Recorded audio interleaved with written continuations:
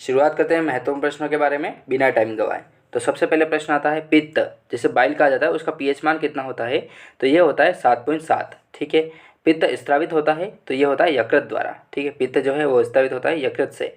यकृत जिसे लीवर कहा जाता है, उसमें भविष्य में के लिए भंडारित रहता है। तो यकृत जो है वो बड़ा स्रोत होता है विटामिन ए का। ठीक है, विटामिन ए यकृत में प्रचुर मात्रा में पाया जाता है। पित्त बाइल जमा होता है तो ये होता है पित्ताशय में। ठीक है, पित्त जमा होता है पित्ताशय में। विषाणु की खोज किसके द्वारा की गई थी, अर्थात वायरस की जो खोज है वो किसके द्वारा की गई? तो ये की गई थी इवानेवस्की द्वारा। ठीक है। विषाणुओं का अध्ययन क्या कहलाता है? तो विषाणुओं का जो अध्ययन है वो वायरोलॉजी कहलाता है। जंतुओं में होने वाला फुट एंड माउथ रोग होता है तो यह होता है विषाणुओं के कारण। ठीक है, बहुत ही इंपॉर्टेंट। कवकों का अध्ययन क्या कहलाता है? तो कवकों का जो अध्ययन है वो माइकोलॉजी कहलाता है। शैवालों की कोशिका भित्ति बनी होती है तो ये बनी होती है सेल्यूलोज की। जीवाणु बैक्टीरिया की खोज किसके द्वारा की गई थी? तो ये की गई थी ल्यूवेनहॉक द्वारा। ध्वनि का वेग सर्वाधिक होता है तो ये होता है ठोस में। ध्वनि की गति धीमी होती है तो ये होती है हवा में। ठीक है, ध्वनि की जो गति है वो हवा में कम होती है।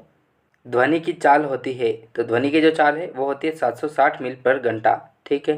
ताप बढ़ने से ध्वनि की चाल में क्या होता है, क्या परिवर्तन देखने को मिलता है? तो ये होता है बढ़ जाएगा। ठीक है, ताप बढ़ जाता है ध्वनि की चाल में। वायु क्या है? तो वायु जो है वो गैसों का मिश्रण है। वायु उदाहरण है, वायु किसका उदाहरण है? तो यह है गैस का गैस में विलयन। ठीक है। हवा में ध्वनि का वेग कितना होता है? तो यह होता है 332 मीटर पर सेकेंड। ध्वनि तीव्रता की इकाई क्या है? तो यह है डेसिबल। ठीक है, ध्वनि की जो तीव्रता है वो डेसिबल में मापी जाती है। हवा का वाष्प घनत्व कितना होता है? तो यह होता है 14.4। ठीक है। प्रकाश वर्ष मात्रक है तो यह है दूरी का।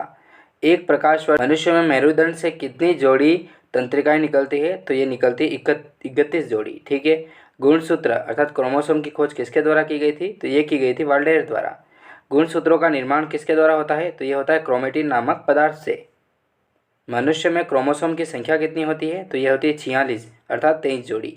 जीवन की सबसे बड़ी रचनात्मक एवं कार्यात्मक इकाई कौन सी है? तो यह है कोशिका। सबसे छोटी जीवित कोशिका कौन सी है? तो यह है माइक्रोप्लाज्मा।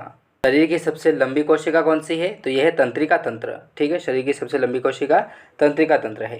तंत्रिका तंत्र की रचनात्मक तथा क्रियात्मक इकाई होती है तो यह होती है न्यूरॉन। ठीक है। कोशिका शब्द किसके द्वारा दिया गया था? तो कोशिका जो शब्द है वो रॉबर्ट हुक द्वारा दिया गया था। ठीक है, और रॉबर्ट ब्राउन द्वारा केंद्रक शब्द का प्रयोग किया गया था। ठीक है, केंद्रक शब्द का निर्माण किया था। तो यह थी महत्वपूर्ण साइंस प्रश्नोत्तरी। मिलते हैं नेक्स्ट वीडियो में, तब तक के लिए जय हिंद, जय भारत, वंदे मातरम।